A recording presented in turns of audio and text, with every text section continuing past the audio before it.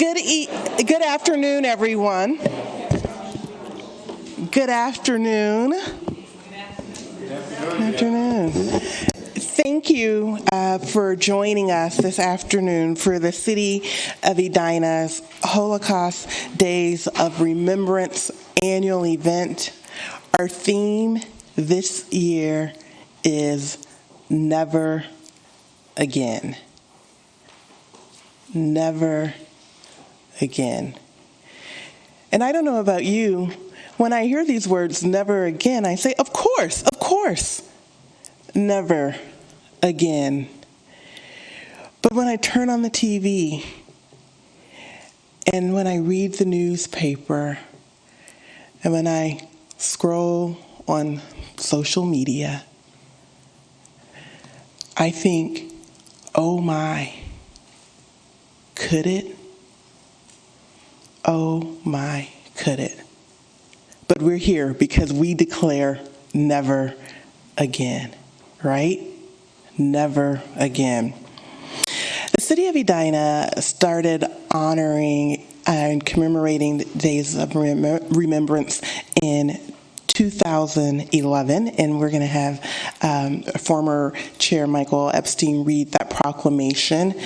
But to give a few moments of reflection, in 1980, the United States Congress unanimously passed legislation to establish the United States Holocaust Memorial Council.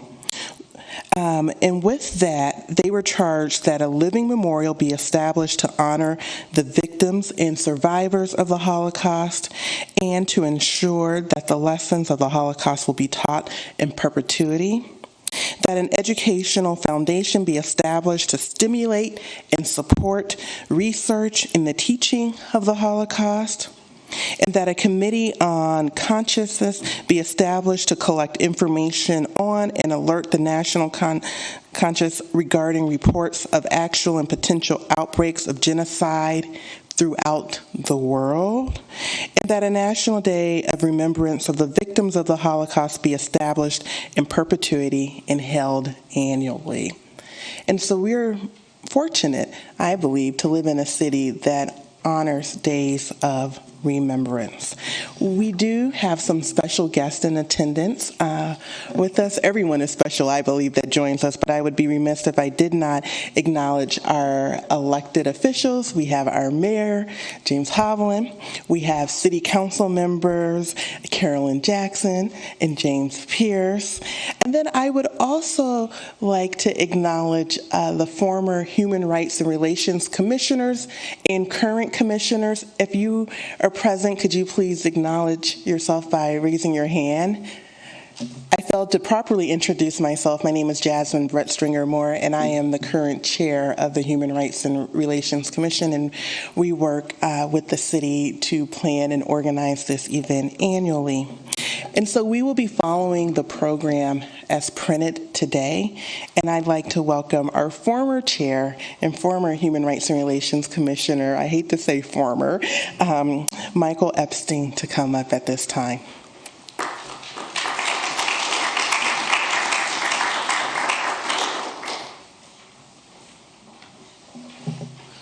Well, it was easy to be the former because I knew Jasmine was coming in after me, so I knew they would be in amazing hands. I'm going to read the proclamation. Whereas the history of the Holocaust offers an opportunity to reflect on the moral responsibilities of individuals, societies, and governments, whereas we, the people of the City of Edina, should always remember the terrible events of the Holocaust and remain vigilant against hatred, persecution, and tyranny.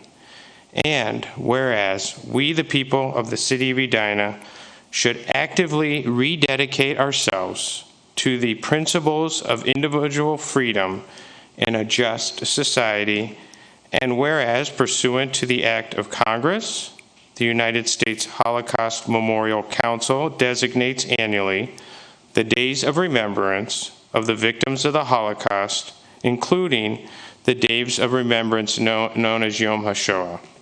Now, therefore, be it resolved that the City Council of the City of Edina does hereby recognize the Days of Remembrance in memory of the victims and in honor of the survivors, as well as the rescuers and liberators, and further proclaim that we, the citizens of Edina, will work to promote human dignity and confront hate whenever and wherever it occurs. And that was dated the 3rd of April, 2012. And now it is my great honor to welcome Rabbi Marcia Zimmerman. She's the senior rabbi at Temple Israel, a 6,000-member congregation in Minneapolis. She's vocal on policy issues affecting Minnesota and the nation. She takes seriously the words above Temple Israel's entrance, "Our house shall be a house of prayer for all peoples." Rabbi Zimmerman is dedicated to ensuring that Temple Israel's programming and religious school are inclusive of interfaith families and those with special needs. And I just personally, for a moment, have had the privilege of working with Rabbi Zimmerman for over 20 years, believe it or not, 20 years. And she inspires me every time I've been around her. So, Rabbi.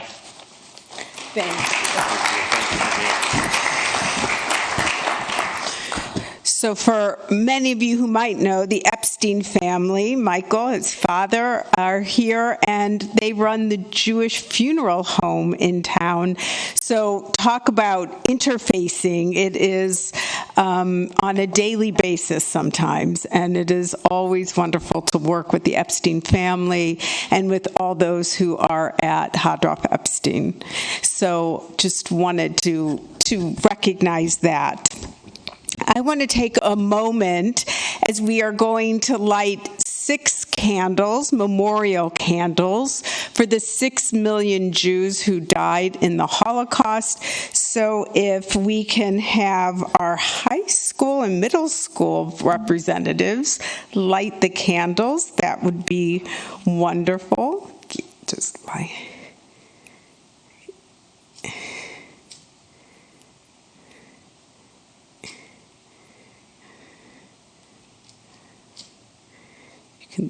Yeah, perfect. Yeah.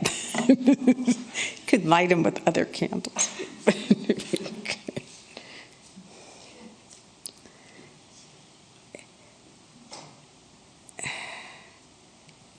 Perfect. Thank you so much. Be careful. The mother in me is worrying about you guys. The rabbi and me too. You can just put, how about,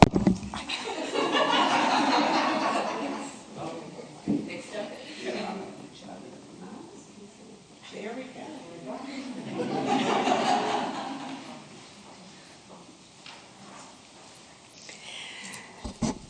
So growing up in St. Louis, Missouri, my family came at the turn of the century as many Ashkenazi Jews from Eastern and Western Europe came to this country.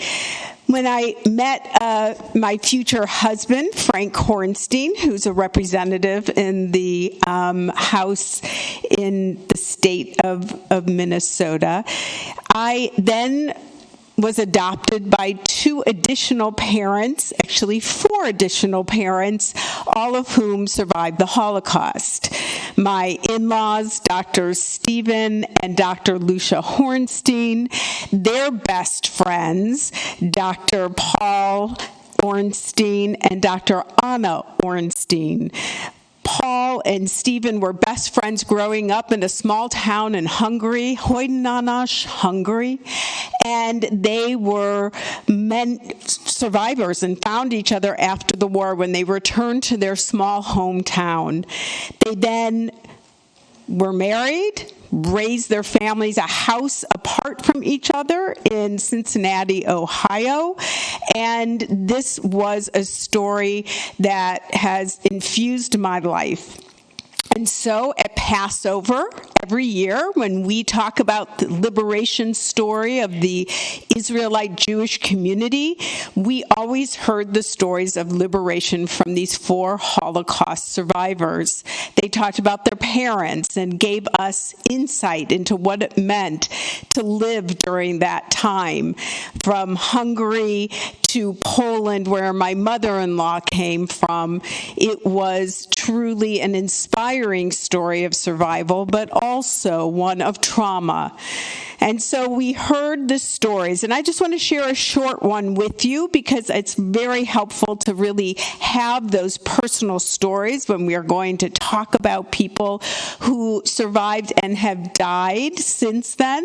As we know, Holocaust survivors are dying at a very, very, of course, they're getting older, so they're in their 90s, and some have turned 100, and so we don't have that firsthand story anymore that's living in our community in the same way that we had previously.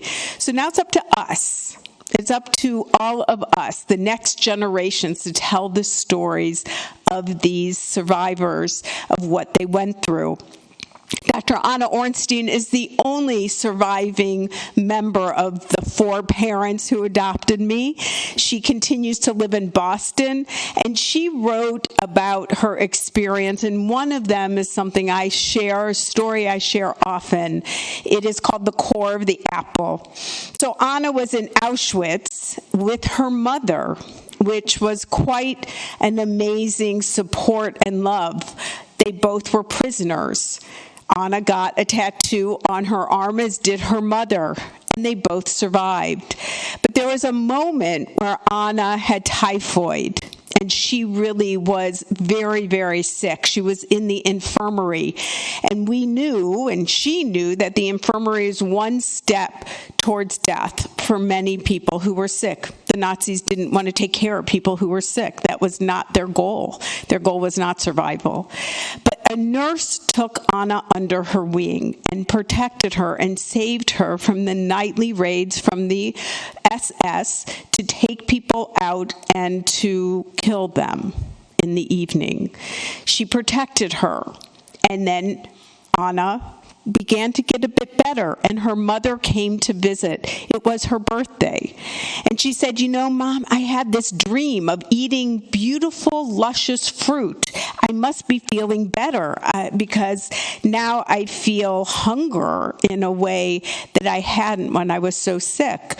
So her mother went to work and came back and brought Anna an already eaten apple, but all that was left was the apple core. And she gave it to Anna for her birthday. She had hidden it, and it really was life-threatening for her to gather that. And so she brought it, and there were a few bites left on the apple, and Anna ate the entire thing, the core, everything. And she ate it with such a relished sense that she was so appreciative of this birthday present that her mother brought to her. And as she ate that core, she thanked her mother.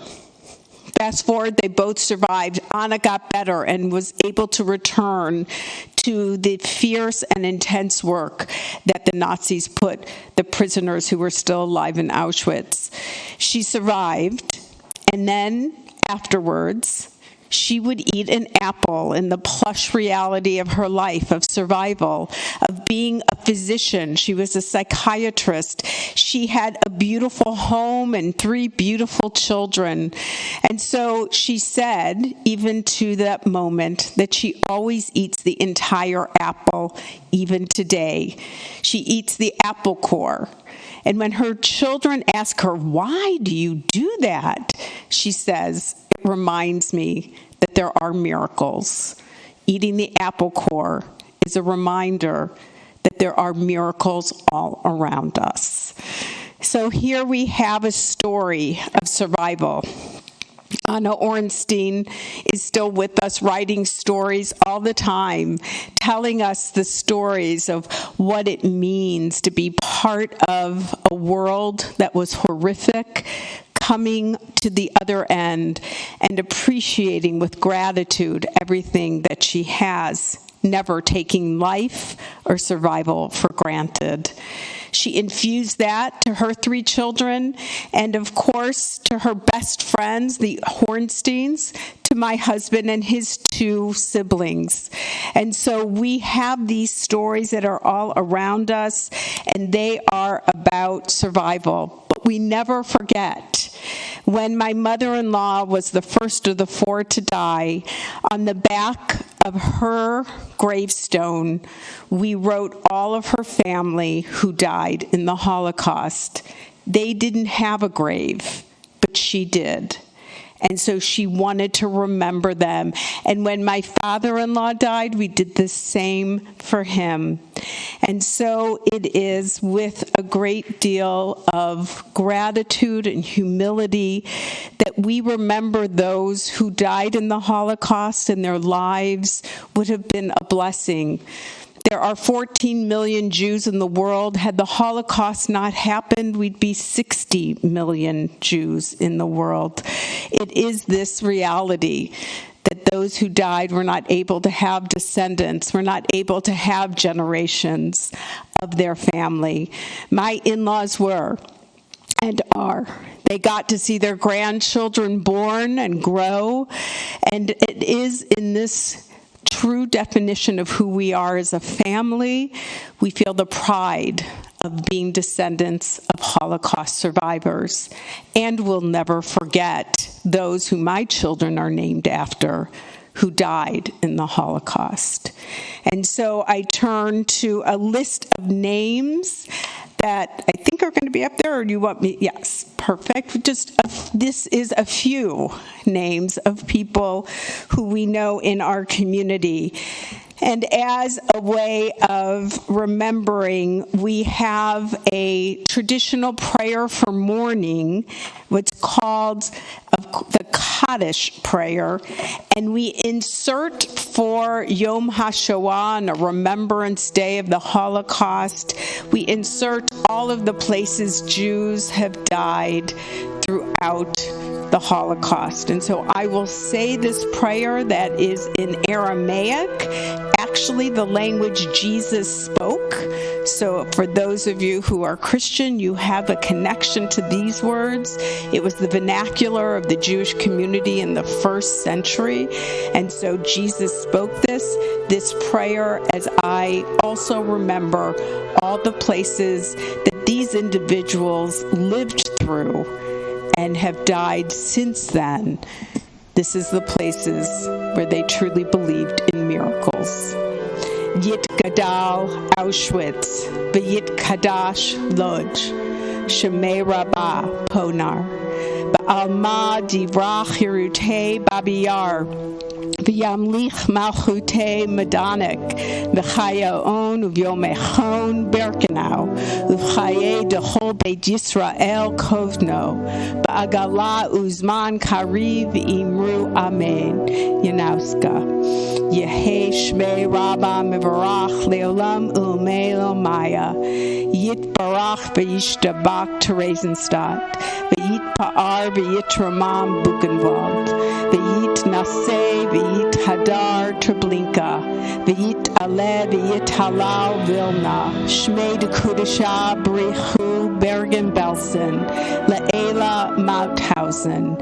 Min Kol Birchata V'Shirata Dachau. Tush B'chata V'Nechemata Minsk. Da'amiran B'Alma Warsaw. V'Imru Amen. Yehei Shloma Rabba Min Shemaya V'Chaim Aleinu V'Al Kol Yisrael V'Imru Amen. Osei Shalom B'Mromav Hu Ya'aseh Shalom Aleinu V'Al Kol Yisrael V'Imru Amen. Thank you for listening, being a part. It is very profound to have all of you, I'm assuming Edina residents, here to remember this. It is truly a blessing, one that I wholeheartedly thank you for being present. And so I would love to read this pledge, which is a pledge that has been said by those people like our family who have survivors, who are our parents and grandparents, but also for the larger community overall. And so if you would like to join me, please do. We dedicate this pledge to our parents, all who suffered and survived, and to our families that perished in flames. We take this oath. We vow never to let the sacred memory of the perished 6 million be scorned or erased. We pledge to hand down these words from father to son, mother to daughter, grandparent to grandchildren, and generation to generation. Thank you very much. It is so meaningful. And I want to thank Jasmine for chairing such a remarkable group and a section of Edina that is so important in what you have done for human rights. Michael Epstein, a friend and leader in our community. I also want to recognize Jesse Kingston, who is my teacher and friend, because Never Again is not only about the Jewish community, it is about every marginalized community who experience oppression and dehumanization. It is for us to work for every community from this moment forward. And then I also would like to thank Steve Hunnigs, who's the Executive Director of the Jewish Community Relations Council of the Dakotas in Minnesota, who is our next speaker. Is somebody else introducing him, or is that a good enough introduction? You good? You good, Steve? Thank you so much.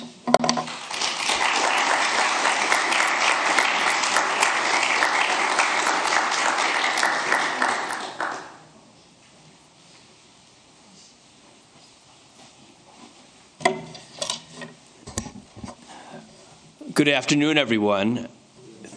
Thank you, Rabbi Zimmerman, for those words and for your community leadership. As always, I said this last year, but I like the line. I'm a graduate of St. Louis Park High School in 1981, so when I get to speak in the Edina City Council chambers, it's a big moment in my life. I want to start with something. Maybe, Mark, you can post the pictures, and it reflects what Michael Epstein just said. Confront hate whenever it occurs. And I post this because this is exactly what we must confront. This is the arson, the fire at the Rachma Mosque in South Minneapolis. Actually, there were two fires which targeted the Muslim community and the houses of worship. The mosque, Rabbi Zimmerman was there, I was there, read about it in the paper, but I didn't realize the extent of the fire. It was a near conflagration. But for the fact that there was a Minneapolis Fire Department stationed across the street, they might have burned down the whole building, a building with children, a building with students, people who had come for pastoral care, people who had come to worship. Take this very seriously. Not but 5 years ago, bombers came from Illinois to destroy the Dar al-Farouk Mosque in Richfield. Fortunately, they were apprehended and convicted, and now the bomber is serving a long prison sentence, deservedly. But we need to look at this because this tells us what is going on in our community. To our Muslim friends and neighbors, this is a very real reality. Mark the next picture. Happier picture there, in fact, is Rabbi Zimmerman leading the clergy at the Solidarity Gathering last Saturday with a number of Christian clergy and others who were participating in that solidarity moment. Critical whenever there is hate, whenever there is an act of prejudice or an act of arson, as in this case against the house of worship, we must show up, we must demonstrate our solidarity. I was very glad that Representative Hornstein and Senator Latz and Senator Mohammed and Beth Gendler from Jewish Community Action and myself all had a chance to say a few words along with other members of the community, as well as many of the leading imams of the Muslim community. So let us think at this time in which we're taking so much into consideration about our neighbors and what it is that we must all do to confront hate, but also the positive that in this wonderful Twin Cities of ours, with all of our opportunities and all of our challenges, people come together at this time. I have a few thank yous. It's important to say thank you, and maybe even if some of the folks have been thanked before, allow me to express my thanks to, first, to the Edina City Council for creating the Days of Remembrance, this Yom HaShoah gathering now 12 years, which is remarkable, and it's been my pleasure and honor to participate in many of these ceremonies over the years. Mayor Jim, we don't even have to say his last name, everybody knows Mayor Jim, and thank you forever for your leadership, and it's It's a sad time in the life of the family of Mayor Jim, having lost your beloved brother-in-law, whose memorial service we attended on Friday. So our ongoing condolences to you and your family. To the Edina Human Rights and Relations Council, to Mark Felton, to my friend Michael Epstein, to Jody Bennett, Bianca Dawkins, Jasmine Stringer-Moore. Jasmine, you said something about never again. A few years ago, we had Deborah Lipstadt, the eminent historian, now State Department emissary for anti-Semitism, speak to the JCRC annual event, and she said, never again, unfortunately, has meant again and again and again. So right to your point, we have a lot of work to do in this world. Thank you to the Edina City Council members who are present today. Jesse Kingston, hello, Jesse. To Maybe Siegel, who was my colleague at the Minnesota Attorney General's office all those years ago. I don't think he's here, but a person who deserves a lot of recognition, who's an Edina resident for teaching about World War II, is Colonel Don Patton of the Harold C. Deutsch World War II Roundtable. I don't know of anybody who's done more to teach Minnesotans about World War II than Colonel Don and his speakers over the years.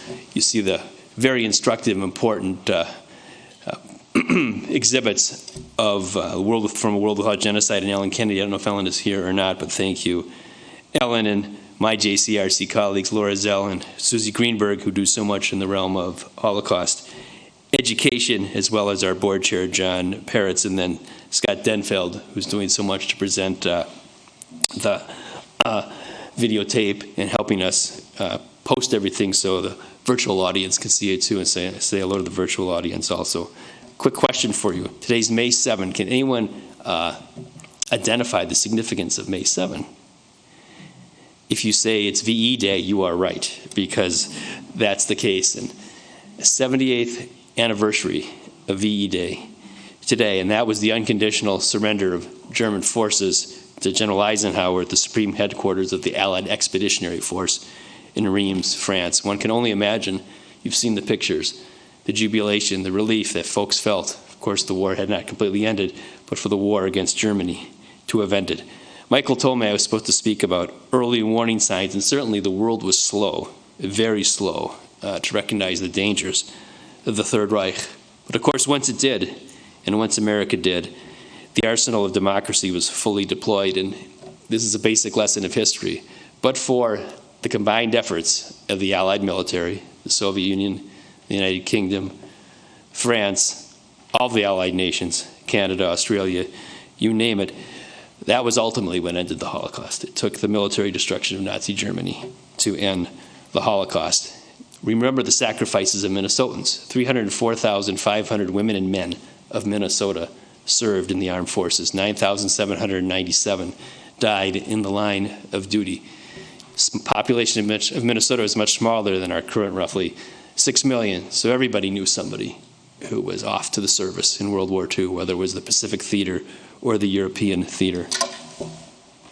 This is my cousin, Sonny Cohen, or who would have been my cousin, Sonny Cohen, and he was killed in action in France, in northern France, approaching the German frontier in November 1944. He's laid to rest at the United States Military Cemetery in Lorraine, France. You can see his Star of David here, Gerald Sonny Cohen from Minnesota. I've not yet had a chance to visit his grave, but it's certainly on my list of things to do in life. 9 Edinians died in World War II. You can see their names at the Edina Memorial for Veterans in this beautiful city. So we all remember these folks who died for us, who died for our freedom. The rule of law, International Military Tribunal at Nuremberg. You can see it referenced out there amongst the placards. And that was something, of course, that our soldiers were fighting for. Again, it's the 70th anniversary of VE. It wasn't simply to destroy Nazi Germany, it was to punish its perpetrators, but also establish a precedent for how we were going to conduct ourselves in the family of nations after the war. These are two of my favorite people, speaking of Minnesotans in the war and at Nuremberg. Larry Tillmans was from Minneota, Minnesota, way out in southwestern Minnesota, sort of Dutch Reformed church country. He was a clerk stenographer for the prosecutor at prosecution team at Nuremberg. His dear friend, Jerry Bowe from Cross Lake, Minnesota, near Brainerd, he was a guard at the Nuremberg War Crimes trial. You can actually see his picture, Jerry standing in the background in his white helmet at the Nuremberg war crimes trial. Just two Minnesotans doing their duty. And these are the sorts of people that we remember on this day, the VE Day. Larry and Jerry, actually Eli Rosenbaum, who was once the head of the Special Investigations Unit for the State Department, for the Justice Department, which was responsible for denaturalizing Nazis who lied their way into the United States after the war. And a moment of personal privilege, if you ever want to watch a terrific documentary, it's called The Typist, which is about Larry Tillman's life and the fact that, quite unconnected with the JCRC, he decided that at a point in his life it was important for him to travel the state telling the story of the Holocaust because he had heard people denying that it ever occurred. So if you ever want to do something, take 55 minutes of your life, Google The Typist and watch it. It's well worth your time. Michael, talk about early warning signs of the disaster to come. And I'll start right at the beginning, and that is Hitler accedes the power on January 30, 1933. The Reichstag, by this time sort of the captive parliament of the German people, on April 7th, 1933, passes its second regulation, or I say edict, relating to having come to power and establishing power. You can see it. These are all the edicts that were issued against the Jewish people from 1933 to 1945. The very second one, just the second one, and this tells you about its importance in the eyes of the Nazis, was to exclude Jews from the practice of law. That is, Jewish judges and Jewish lawyers who are very much, at the heart of the practice of law in Germany, particularly in Berlin. And, why would you start with disenfranchising, removing Jews from the practice of law in Germany at such an early date? Well, one, of course, to disenfranchise and marginalize Jews, but then, two, attack justice. Because when you start removing people, when you start attacking the integrity of the independence of the bench and bar, you're at that point attacking the very heart of the rule of law. And the Nazis knew what they were doing. They would start with the Jews first and slowly, maybe not even so slowly, assume control over the law in Germany. In 1932, on December 31st, 1932, there were 3,400 lawyers in the Berlin Bar Association. About 1,800 were of what they called Jewish origin, so about 43% at the time. So you can imagine what it meant. Interestingly, this is sort of a sidebar piece. There were so many Jewish lawyers in Berlin, the goal was, in one fell swoop essentially, to remove them from power. But actually it wasn't even possible because the Jews were so intricately and intimately involved in the practice of law in Berlin and throughout Germany. This book, Lawyers Without Rights, is actually the story of what happened in Germany when the Nazis removed Jewish lawyers and judges from the courtrooms, from the benches, from the practice of law. It's sad, but it's also fascinating at the same time. Judge Michael Davis, who was then the chief judge of the Federal District of Minnesota, brought an exhibit based on this book to Minnesota in the year 2013. We had the privilege of working with Judge Davis, along with any other community organizations in the Federal Bar Association, to bring the story via the exhibit, just like the exhibits out in the hallway here throughout Minnesota. In fact, Larry Tillman's was quite the hit over at the University of Minnesota Law School, telling his law story. Everybody loved him. One of the forwards was written by Benjamin Ferencz, who was, again, as the placard shows, the chief lawyer for the Einsatzgruppen trial. That is, the people who committed the Holocaust by bullets, Jews who were taken out in Ukraine and White Russia, the Baltic states, and simply machine gunned before the death camps were established. And he was the prosecutor, the lead prosecutor of the Einsatzgruppen. And I mention him in particular because he just died at 103 years old. 103 years old. In a way, he was sort of the last living tribune of justice, was Benjamin Ferencz. So we remember him today. Associate, now retired Associate Justice Stephen Breyer wrote in the foreword, and I think this is an apt quote: "It is important we future generations remember the misuse of law in Germany and how it permitted a society to effectively purge a significant group of lawyers, solely because of their religion, sending many into exile or death. I think those are words for all of us to remember at this time. Another point is, and this is where you start maybe some eerie connections to the present. And when I say that, I always remember there's nothing in the United States that even comes remotely close to what transpired in the Third Reich. We all know that, but it still bears mentioning. That doesn't mean, though, we don't see disturbing trends over time that we must address as a community. Before the expulsion of the German Jewish lawyers, there was the Reichstag fire, which was at the end of March 1933. That was the excuse the Germans needed. They probably themselves set the fire, the Nazis, to issue an emergency decree. And in that emergency decree, there was a suspension of key basic civil rights: personal freedom, freedom of speech, freedom of the press, freedom of association and assembly, confidentiality of postal and telephone communication. Then came protective custody, when hundreds and thousands of people were taken into custody. Then came the attacks on courthouses throughout Germany, particularly in Berlin and the larger cities where there were a significant number of Jewish German lawyers or judges. The SA men came in and forced Jewish attorneys and judges to leave, to humiliate them, to create a disruption in the practice of law. The courts of Berlin were literally attacked on March 31, 1933. So you can imagine what was happening to the rule of justice and the rule of law by this very naked attempt to intimidate and take hold of and corrupt the practice of law and the judiciary and the implementation of justice in Germany.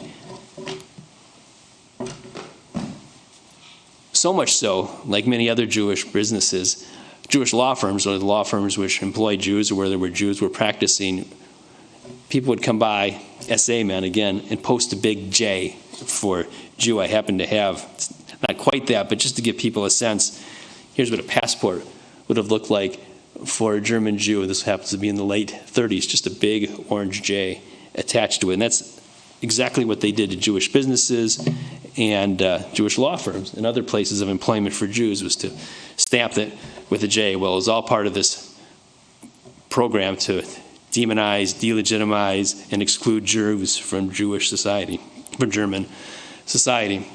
So here we have it, some of these early warning signs: attacks on the judiciary, delegitimization, exclusion, demonization, and the like. And we see where it led all those years ago. Turn the corner, here we are in 2023 in the United States, and again, my caveat: nothing that happens in the United States can almost in any way be compared to what happened in Nazi Germany. Nevertheless, and this is important for us to think about as we're talking about the independence of the judiciary and the importance of the rule of law, that in 2021, U.S. judges faced 4,500 threats. 4,500 threats in 2021, and that's from the United States Marshal Service, Ronald Davis. These are attempts at, again, intimidation, attempts at upsetting the rule of law. Some of these examples: an armed person was arrested very close to the home of Justice Brett Kavanaugh and charged with attempted murder in 2022. Just across the state, just across our state lines, a retired Wisconsin Supreme Court Justice, John Romer, was murdered in June 22 by someone who was a disgruntled advocate from his courtroom, in the Wisconsin Dells in Juneau County. The son of a district judge in New York, Daniel Early, his mother was Judge Esther Sales, was killed by an angry lawyer in 2 years ago. So this is something that we're facing in our society, and it's something we must address. We're in these beautiful quarters right now of the Edina City Council. What is it that happens in the Edina City Council? Well, ordinances are passed, rules by which, if you're an Edina resident, you live. The democratically elected members of the Edina City Council pass these rules on all of our behalf, these ordinances. Sometimes they have to be enforced by the courts. So right here is the essence of democracy, and the voters are those who bring us our democratic traditions and protect our democratic traditions. And that's what's at stake in this world when you attack the judiciary, when you attack the judges. The president of the New York City Bar Association, Susan Coleman, said this: "Judges confronted with threats, intimidating behavior, and menacing rhetoric simply for doing their jobs." And this is what we must all think about and contemplate is how it is that we protect our judiciary, because we've known in the lessons of history, that this is incumbent upon all of us in the name of the protection of our democracy. So on this Yom HaShoah, and this Holocaust Day of Remembrance in the city of Edina, let us all resolve to do what we need to do to protect our judges, to protect our democracy. It is all so critical for life. I'll end on this note. Here we are, rightfully so, remembering the Holocaust, Yom HaShoah, and thank you again to the City of Edina, the Human Rights Council, for making this possibility happen. Thank you, Rabbi Zimmerman, for beautifully leading us in the prayers and lighting the candles and the like, and the special version of the Kaddish. I also want to say this, because it's important. I know Salo Baron, who had the first chair of Jewish history at Columbia, 1920, 1930, would always say this, avoid the lachrymose view of Jewish history, that somehow Jewish history is nothing but a series of pogroms and expulsions culminating in the Holocaust. That's an important feature of Jewish history from which we must learn. But at the same time, also keep in mind that Jewish history is a great celebration of culture, of life, of history, what it is that the Jews have given to the world in combination with all the wonderful opportunities that we have in this country. So I always want to end on a note and keep that in mind too. Of course, it's a balancing act in life, but I just say to you, we keep in mind always the positive. It's a very Jewish thing to be optimistic, no matter the circumstances in life, and I hope you'll follow me in that pursuit. But thank you very much. I have appreciated the opportunity to speak today. Looking forward to coming back if I'm invited, for a St. Louis Park guy, in the years to come. Thank you very much.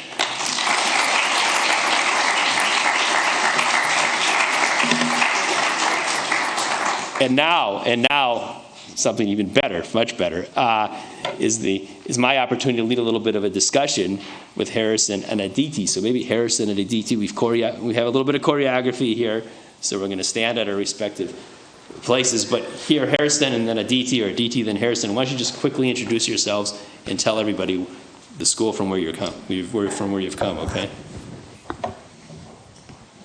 Hi, I'm Aditi. I'm from Valley View Middle School. I'm an 8th grader. Thank you. Hi, I'm Harrison Eingorn. I'm a freshman at Edina High School. That's what? Perfect. Oh, okay. And two of our promising young leaders, and I'll say to both of you, and then we'll let you take away the conversation, that before long, you're going to be the leaders of our country, okay, and our community. So it's not going to be long before you're going to be engaged in all this work. And looking at you and having met you for a few minutes, I'm very pleased with what we have coming forward in the future of our leadership. But maybe Aditi and Harrison, I'll ask you both the same question. And that is, so here you are, you're engaged in your respective schools, middle school, senior high school, and next year you'll be in senior high school at Edina. So tell me, what do you observe about how people get along, people of various religions, people of various races? Are you to be encouraged, or are you to be discouraged, somewhere in the middle? Tell us what's going on. I think we're to be encouraged. I think that in my school, there's definitely a lot of representation of different races and religions and cultures, especially in the books that we read in class, and I think that really helps us get along, and I think it does work in my school. Harrison. I think at the core of Edina, we do strive for equity and creating that equal ground for all people of all walks of life and all religions. And I think so far we are going on the steps, and we are succeeding slowly but surely to create that balance of equity. And I mean, even with schools that have Black student unions or Somali student unions, and I mean, with the New Jewish Union that I started, we are continuing to create that balance of equity. And I think that's just, as Edina, we should continue striving for and having these events to continue recognizing and then moving forward to become a better community.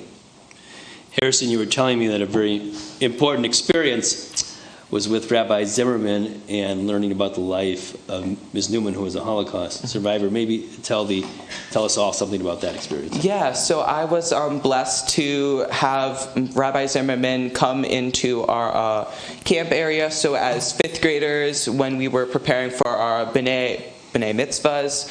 We were taught every, I believe, week or month a certain lesson. And for this week or month, we were talking about the Holocaust.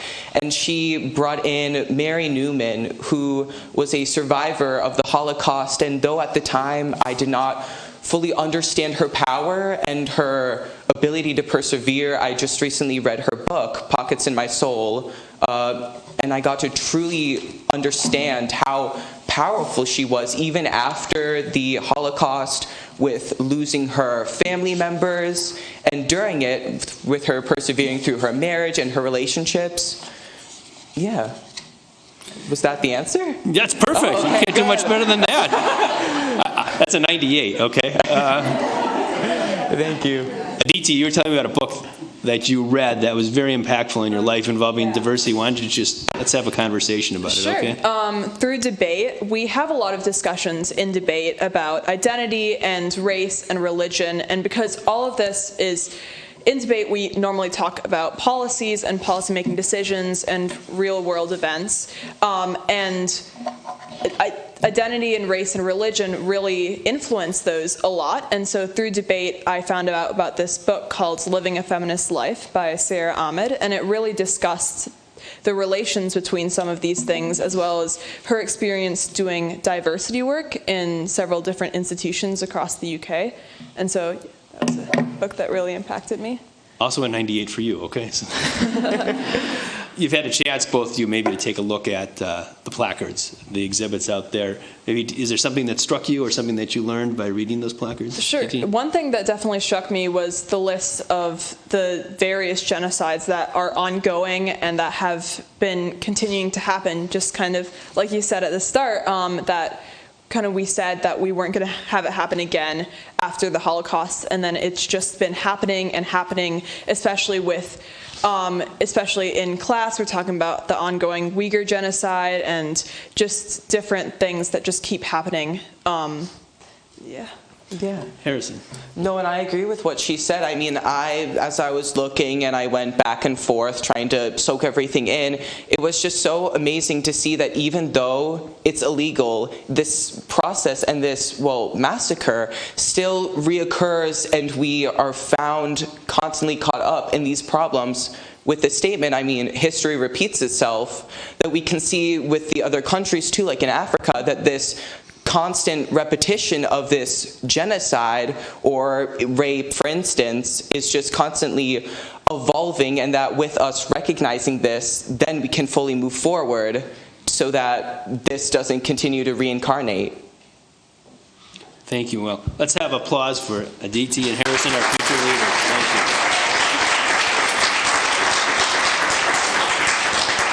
you. Mayor Jim.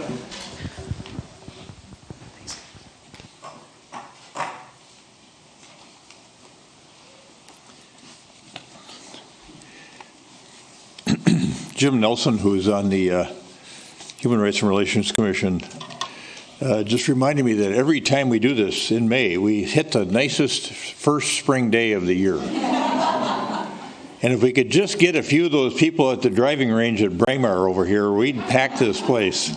And it would be well worth it for them from a time standpoint.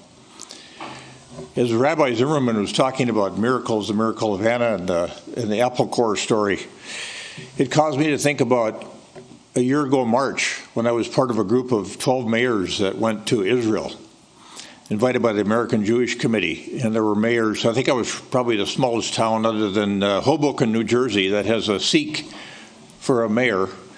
And in the quest for diversity amongst the mayor group, I was probably the Norwegian from the North Country in the Midwest. But all the other cities were like Oakland, Tampa, cities of 300 to 400, Oklahoma City, cities that were 300,000 to 400,000 in size. It was an extraordinary adventure and an experience. And when you were talking about miracles, Rabbi, I was thinking about the miracle of Israel, because after this Holocaust, after we had the loss of 6 million world citizens that happened to be Jewish, they had to find and they deserved a place to call home. And though they'd been in Palestine for roughly 4,000 years, along with Palestinians and other nomadic Arabs, some people didn't want them to call that home either. And so in 1948, when there was a partition and part of the country was given to this new country that was going to be called Israel, and part of it was going to be Palestine. What's happened there in the last 75 years, and I encourage everybody to make that part of your bucket list. What's happened in the country of Israel in the last 75 years is truly a miracle. And when the rabbi was talking about the preaching of Jesus in Aramaic, it caused me to think about on the third day of the trip, it was on a Wednesday morning, we lifted out of Tel Aviv in helicopters. And I had, I think, a mayor of West Palm Beach was behind me. I was with a pilot named Yuval, who was a former Air Force pilot and now worked for the Tel Aviv Police Department. And we were in a helicopter, it was like a bubble. So you could see down and you could see out and in front, you could see everything. And he was an amateur historian. And so he said, Jim, and he was telling the other people in the back too, he had a couple of folks from the American Jewish Committee in the back, 4 of us per helicopter. He said, I'm going to show you some things from a historical standpoint on the way up to, we were going up to the Lebanese border to see what the border situation was and meet with Israeli security up there. And so we're flying up Galilee, and of course when you lift off in Tel Aviv, what used to be desert is now all green. And there's greenhouses, and there's fields everywhere that there's something growing.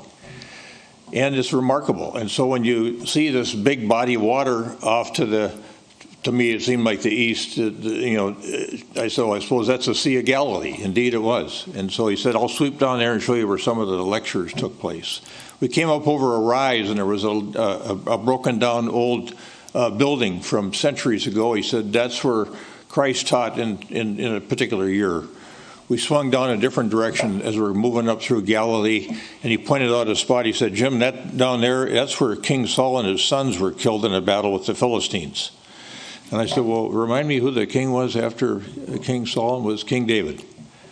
So that whole experience of meeting with people that have now found a country to call their own, a place to live where they can flourish, though they've had some tensions and some things that we get anxious about relative to the Palestinians, we need to be careful about our criticism, I think, about how things are being handled over there, because it's extraordinarily complex. And we also had some great meetings with some Palestinian businessmen, Jews, Israelis, and Palestinians are working together. They've got a Palestinian Jewish Chamber of Commerce. They're each other's biggest trading partners. Let's not ever forget that in terms of business activity. So as they try to wrestle with these issues and try to deal with them, keep in mind the history of the Jewish people, that they've been long persecuted here. And of course, one of the other things that we need to be mindful of and worry about is that there's an old kind of hatred that's been gaining momentum, an old kind of hatred that's been really gaining significant momentum, especially in the field of religion. So if you think about, the rabbi mentioned the number of Jews that would be in the world if it weren't for the Holocaust. In the United States, they make up 2% of the population, but 60% of the hate crimes involving religion are against Jewish people. And then we've got some other folks in our audience today too, from the Asian Pacific community. And all these anti-Semitic tropes, these anti-Asian tropes that we need to say, we're not putting up with it. We're not allowing that, and we're working hard at that in our own community here. But we need to have a bigger voice than just Edina. And so let's make sure that our voice is heard loud and strong. For me, this month that is the Jewish American Heritage Month, it should be so much more than just remembering the awful things that happened to the Jewish people and how many of them perished. we need to figure out a way to give this substance on a going forward basis. And I don't know how to do that, but I'm willing to help figure out how to make Jewish American Heritage Month much more substantive than it seems to be so far. So when you think about these anti-Semitic tropes that can turn into something else, you don't have to think too far back in time to 2018 when you think of Tree of Life Synagogue in Pittsburgh, when some horrible, horrible things happened. And I've been with the former mayor of Pittsburgh. It was at the time that event occurred that those killings at the Tree of Life Synagogue. A guy named Bill Peduto was the mayor of Pittsburgh. And it was just a crushing thing for him and their entire town. And to this day, when I see him now, when he's a former mayor that still comes to the U.S. Conference of Mayors meetings, he can hardly talk about it. It was such a difficult time. We got to make sure stuff like that gets stopped. Doesn't happen. We say never more, but we know it does happen. It happens to all kinds of people all over the world over and over and over again. But we've got to raise our voices, and we've got to make sure that we make a difference. That we make a difference in our personal lives. That we make a difference as a city. We make a difference as a county. We make a difference as a state, speaking out on these issues that are so important to human rights. So let's all remember that as we move out of here today and go back into the regular world that we're in, that there's a lot of work to be done to make sure that people feel like they're being treated like everybody else, that everybody's treated equally. And we don't have any of this tropism going on, that we got to cut it off. Whenever you hear it, you got to cut it off.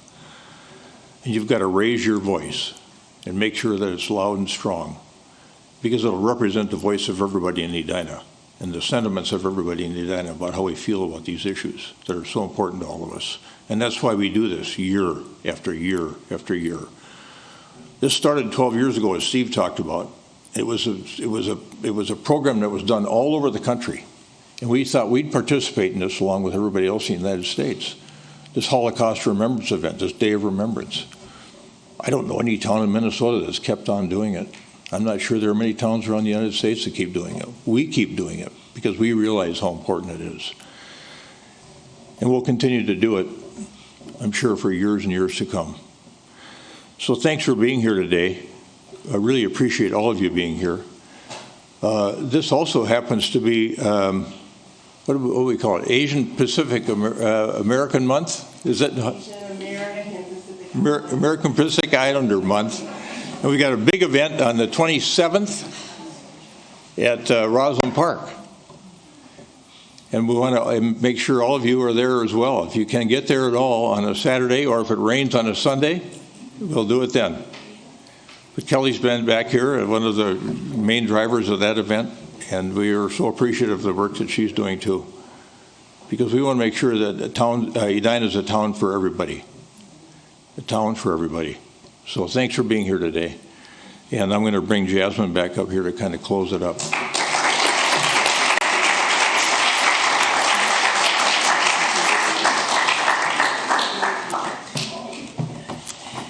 You know, I want to say a few things, but I want to acknowledge our participants today and say thank you. So if you could come up, we have a little token for you.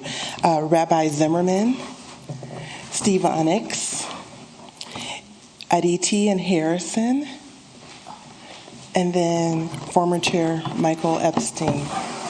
Thank you so much for being a part of our Days of Remembrance event today. Okay. I'll hand them to you. You hand them out. Thank you.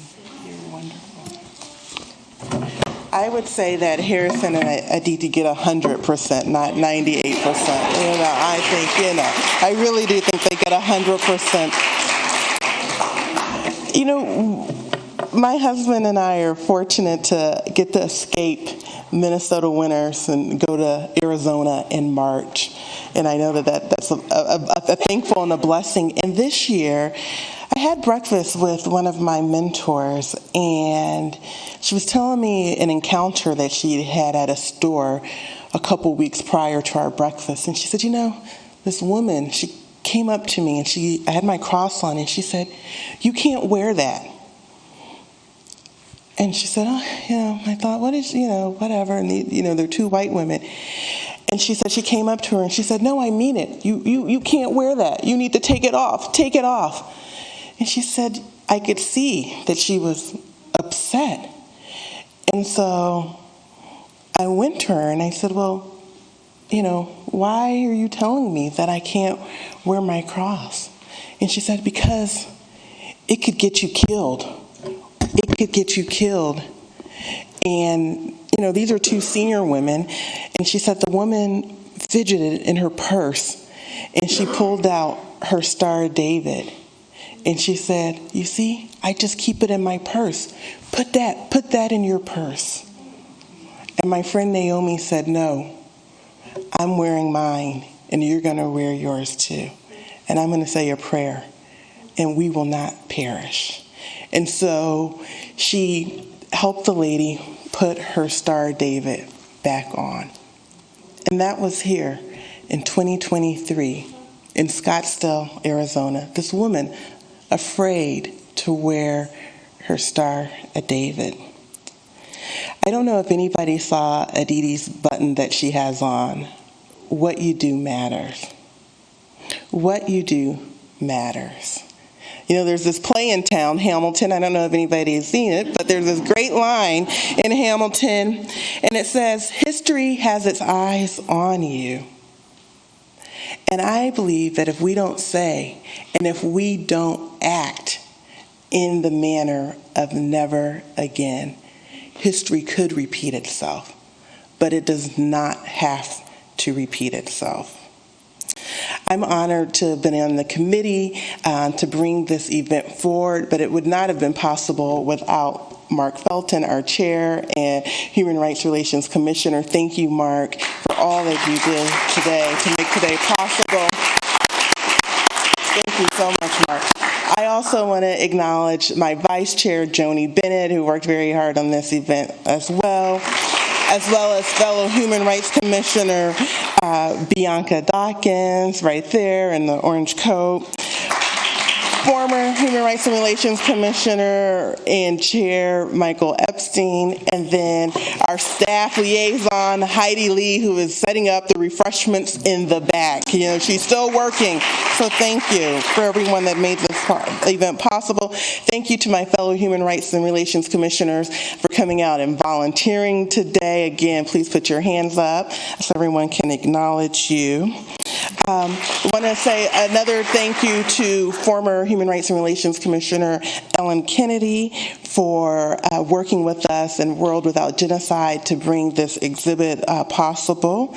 We do have a survey that's going to come up. A QR code is going to come up on the screen if you're here live or if you're watching the replay. We would love your feedback. And I met a wonderful woman, I can't remember her name, but she says, I have an idea. I want to be involved next year. And if you want to volunteer, there's an opportunity to designate that interest on the survey. So I encourage you to participate by taking the survey and providing your feedback. And then Mark Felton was so gracious to provide refreshments, so we want to encourage you to stay and visit and take a look at the display if you did not have an opportunity to beforehand. Thank you, and that concludes our program for the day.